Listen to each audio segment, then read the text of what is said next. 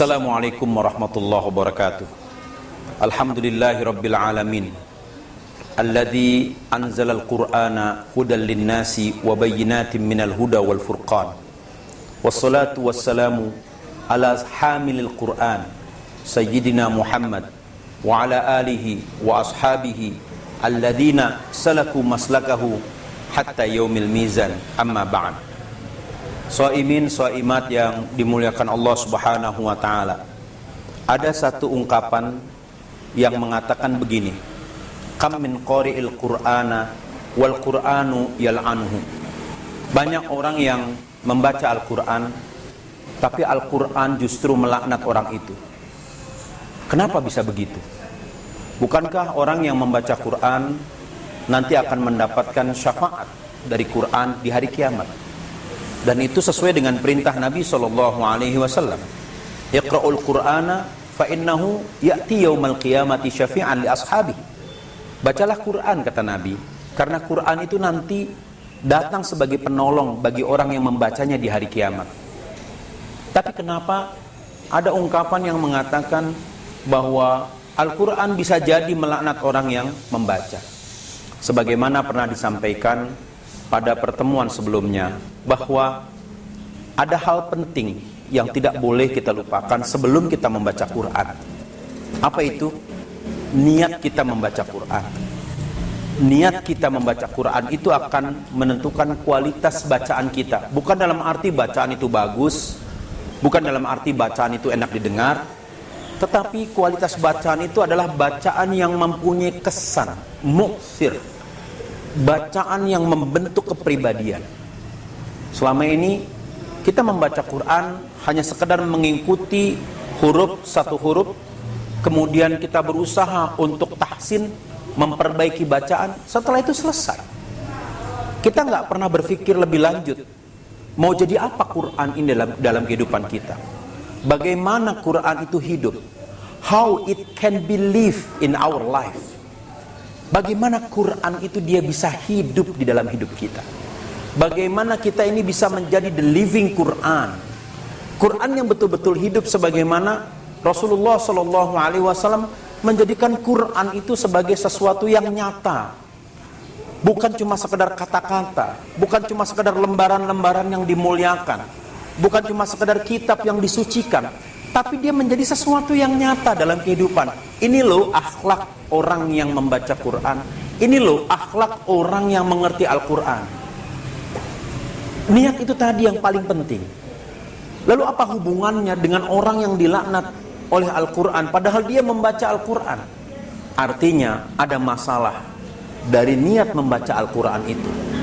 Dia hanya jadikan Quran sebagai alat untuk menyebarkan kebencian di antara sesama umat Islam. Dia hanya menjadikan Al-Quran sebagai alat untuk memecah belah umat Islam. Dia jadikan alat, Al-Quran itu dia jadikan alat untuk mengoreksi kesalahan umat Islam, kesalahan saudaranya, kesalahan temannya, kesalahan orang-orang yang ada di sekitarnya. Tapi dia lupa untuk mengoreksi kesalahan dirinya sendiri dengan Al-Quran. Disitulah Quran melaknat orang-orang seperti itu. Disitulah sebenarnya pelecehan terhadap Quran. Kalau dia menggunakan Quran hanya sebagai alat untuk mengoreksi orang lain, tapi tidak untuk mengoreksi dirinya sendiri. Inilah maksud dari kalimat kam min qari'il qur'ana wal qur'anu yal'anuhu. Banyak betul orang yang baca Quran, tapi Quran justru melaknat orang itu. Bulan Ramadan adalah momentum yang tepat, saya kira, bagi kita semua untuk meluruskan kembali niat kita membaca Al-Quran dan mempelajari Quran. Setelah kita mampu membaca Al-Quran, huruf demi huruf kita baca dengan berbagai macam metode. Banyak metode untuk bisa membaca Al-Quran. Ada metode Iqra, Al-Barqi, Tilawati. Banyak metode itu. Kita mulai dari niat dulu. Setelah kita bisa membaca Al-Quran, lalu kemudian kita naik menghafal ayat-ayat Al-Quran, dimulai dari ayat-ayat yang mudah untuk dihafal sampai kepada ayat-ayat yang sulit untuk kita hafal. Lalu kemudian ada tahapan selanjutnya, memahami apa yang kita baca. Ini yang penting. Kenapa? Karena dari pemahaman ini akan melahirkan kesadaran. Orang yang tidak paham dia tidak akan sadar. Tidak akan muncul di balik kepalanya apa yang harus dilakukan supaya sesuai dengan tuntunan Al-Quran. Baru kemudian dari kesadaran itu akan lahir perbuatan. Dari perbuatan itu akan lahir peradaban yang ditopang oleh nilai-nilai Al-Quran. Nah, inilah yang dilakukan para sahabat radhiyallahu taala anhum. Sehingga Allah Subhanahu wa taala mengatakan dalam Quran surat Al-Jum'ah, "Huwallazi ba'atsa fil ummiyina rasulan minhum yatlu 'alaihim ayatihi wa yuzakkihim wa yu'allimuhumul kitaba wal hikmah wa in kanu min qablu lafi dhalalin mubin."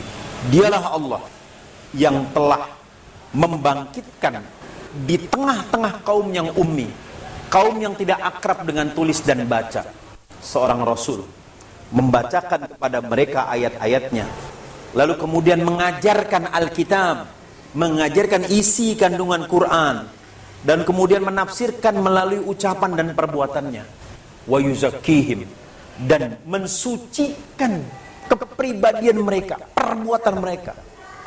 Lalu kemudian dikatakan oleh Allah, padahal dulu para sahabat itu mereka dalam keadaan sesat yang betul-betul sesat. Nah, ini hikmah yang harus kita ambil selama bulan Ramadan, bahwa sumber peradaban umat ini ada di dalam Quran. Sumber kesadaran perbuat umat ini untuk berbuat ada di dalam Quran.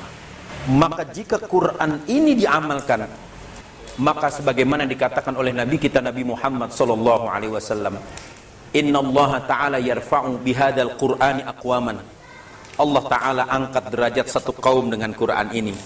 Wa yadha'u bihi akharin, dan Allah akan jatuhkan derajat yang lain juga dengan Quran.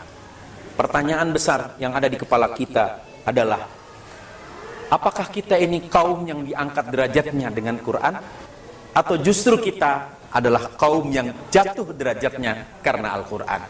Maka jangan sampai kita menjadi orang-orang yang dilaknat oleh Al-Quran padahal kita sering membaca Al-Quran.